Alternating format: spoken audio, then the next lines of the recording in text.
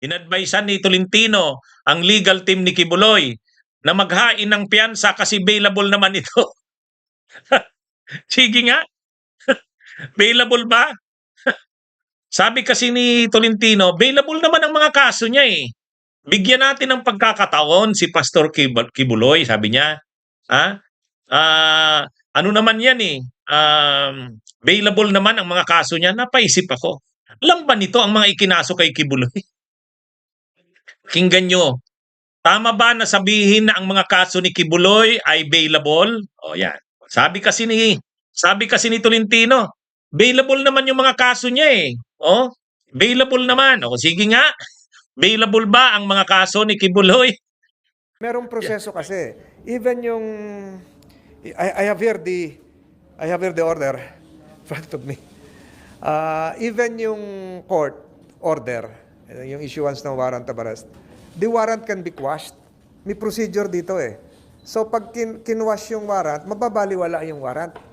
So yung hakbanging yon dapat hakbanging legal na gawin ng kanyang abogado. So pag nakwash yung warrant of arrest, wala nang warrant. So insofar as the branch 12 case is concerned, wala muna yon. Pag nakwash yon, set aside yon. Yung warrant maghihiring uli. So may mga procedure doon, may mga requirements kung ano yung dapat gawin. Hayaan na natin yung abogado niya ang gumawa niyan.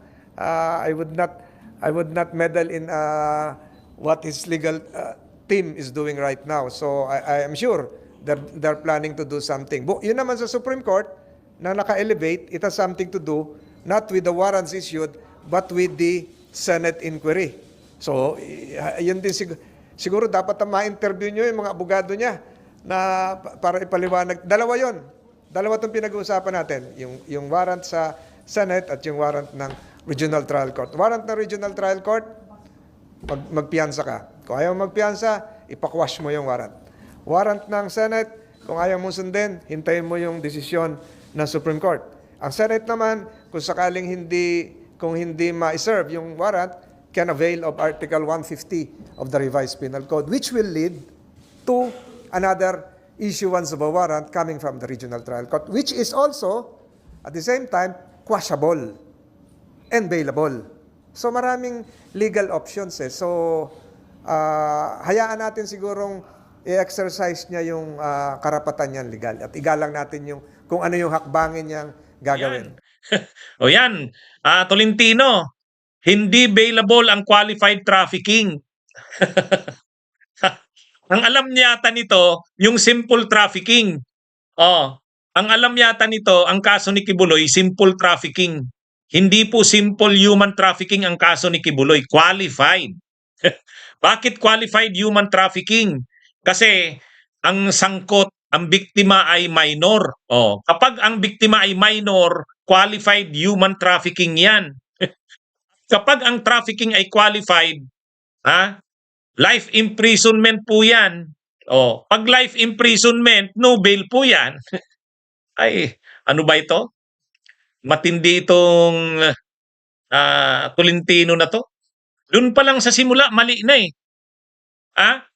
Doon pa lang sa simula, mali na. Bakit mali na yung simula? Ang sabi, pwede daw maghain yung mga abogado ni Kibuloy ng motion to quash. Ipawalang bisa yung mga recycled o binuhay na muli na kaso kay Kibuloy. Ang tanong ko, binuhay bang muli ang mga kaso kay Kibuloy? Sige nga. Recycled ba ang mga kaso kay Kibuloy? Yun daw kasi ang advice ni Tolentino eh. Maaari daw maghain ang legal team ni Kibuloy ng motion to quash para ibaliwala ang mga binuhay na muli ng kaso kay Kibuloy. Unang-una, paano sinabing binuhay muli? Recycled case daw. Ay matindi. Alam ba ni Tolentino ang background ng mga kaso ni Kibuloy? Hindi yun recycled cases. Hindi yun binuhay na muli. Kasi pag sinabi mong binuhay na muli, wala na yan. Binuhay na lang. Yun ang ibig sabihin nun. Ito hindi ito eh. Hindi ito. Ang kasong ito ay ifinail sa Davao. Dinismiss ng mga prosecutor ng Davao. Ngayon, nang dinismiss ng mga prosecutors ng Davao dahil nga ma-impluwensya doon sila Kibuloy, sila Duterte, anong ginawa ng mga nagrereklamo? Ang ginawa ng mga nagreklamo, dinala sa DOJ. Yung pagdala sa DOJ, hindi pag-recycle ng kaso yun. Legal na proseso yan na maaaring i-avail. Kung hindi ka kumbinsido sa desisyon ng prosecutor, maaari mong i-petition for review sa DOJ. O yun. So, hindi yun hindi yun pag-recycle ng kaso. Ha? Pagpapatuloy yun ng kaso. Ibig sabihin, okay, natalo ang mga nagrereklamo doon sa prosecutor, dinismiss ng prosecutor, pero dahil dinismiss na ba, tapos na? Hindi. Mayroon pang remedy ang mga complainants. At ano ang remedy ng complainants? File a petition for review sa Department of Justice. At yan yung ginawa nila. Pagdating sa Department of Justice, nakabinbin, hindi inaksyonan. Hindi inaksyonan. Pero hindi ibig sabihin natapos na yung kaso. Hindi pa. Ngayon, niresolve na ng DOJ. Yung pag-resolve ng DOJ, pag-action yun sa kaso. Hindi yun pag-recycle. At hindi yun pagbuhay. Tuloy-tuloy yung kaso. Kaya lang, matagal na inaksyonan sa DOJ. Pero, pag sinabi mo kasing binuhay, ibig sabihin wala na. Wala na. Parang i-final uli. Hindi ganun. Hindi ganun ba ang background ng kasong ito? Hindi. Kumbaga yung kaso ba ay wala na tapos binuhay na lang uli? Ganun ang tenor ng sinasabi ni Tolentino eh. Respeto daw ang karapatan ni Kibuloy. Sus! Ano pa ba yan? Yang bang nangyayari na yan? Hindi pa yan pagrespeto. Pambabastos na nga yan ni Kibuloy. Si Kibuloy ang walang respeto. Ay matindi itong Tolentino na to. Sa harap daw ng nangyayaring ito, irespeto daw ang karapatan ni Kibuloy. Ay, ano ba yan? Ano ba to? Tolentino, abogado ka ba? Abogado ka ba, Tolentino? Irespeto daw ang karapatan ni Kibuloy. Ay sus! Ang dami ng binigay na ang dami ng ibinigay na pabor kay Kibuloy. Hindi pa ba yun pagrespeto? Sobra pa nga eh. Ang tindi nito mga kabunyog. Tandaan nyo to kung ibubuto pa ito ng mga tao, ay grabe na yan. Kung bailable yung child abuse cases, yung qualified trafficking, bailable ba yon? Tolentino, bailable ba ang qualified trafficking?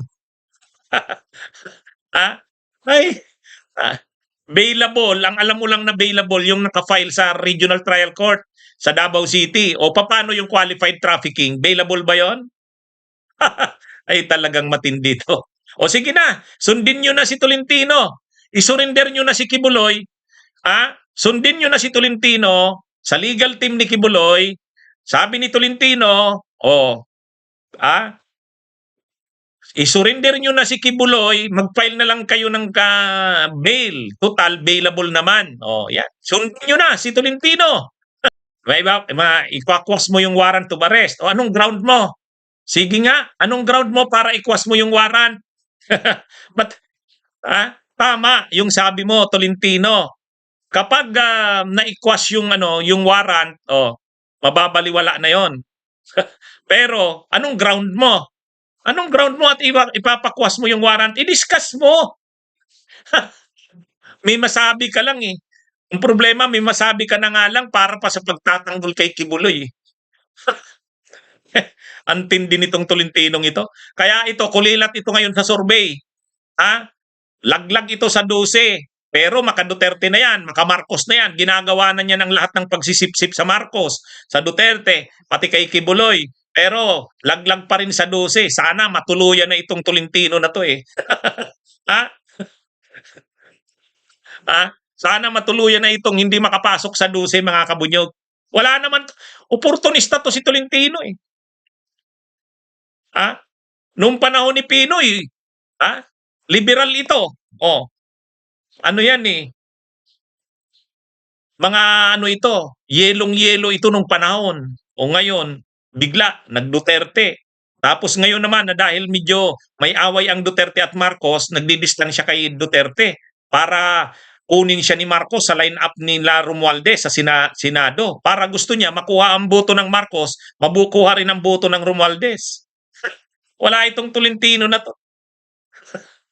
Imagine niyo mga kabunyog, ang advice niya sa legal team ni Kibuloy, ano daw, magkwas ng warrant. O sige, anong grounds mo?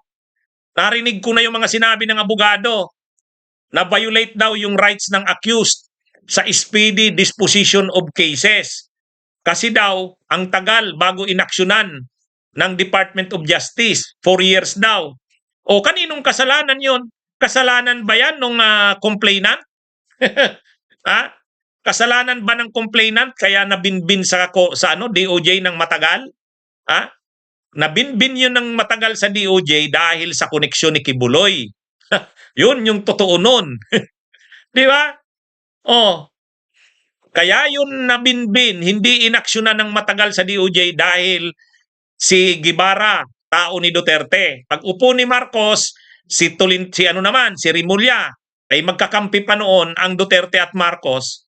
Kaya nga sabi ni Kibuloy, sabi daw sa kanya ni Rimulya, dismissible ito, Pastor, pero wag na lang muna nating i-dismiss kasi kailangan natin ng katwiran pag humiling ang US ng extradition, dapat may dahilan tayo para hindi ibigay yung extradition request. O di ito yung magagamit natin. O ibig sabihin, ang dahilan kaya nabinbin hindi yung complainant, hindi napaboran ang complainant doon. Sa katunayan, yung right ng complainant nga ang naano doon kasi ang tagal i-resolve ng kanilang petition for review. O ngayon, nag-away ang Marcos at ang Duterte. O yan, na-resolve na ng DOJ. Tapos ngayon, sasabihin nyo, kasalanan pala ng private complainant? Ay, wala itong mga ito. Itong sila Tolentino. Wala, hindi. Tapos ano daw, available naman daw ang kaso ni Kibuloy. Anong available? Anong available? Nag-aaral ka ba ng lumo, Tolentino? Ang alam lang yata nito yung child abuse cases eh. O, yung qualified trafficking. O, paano yun? Hindi nag-aaral. Hindi pinag-aaralan ito ang kaso basta lang ipagtanggol si Kibuloy. Bunyog, bunyog, halikan na kasama ka. Bunyog, kapag buklod ay may pag-asa. Luzon, Visayas, Mindanao, isa ang pananaw. Sa bagong Pilipinas ang bunyog isisigaw. Bunyog.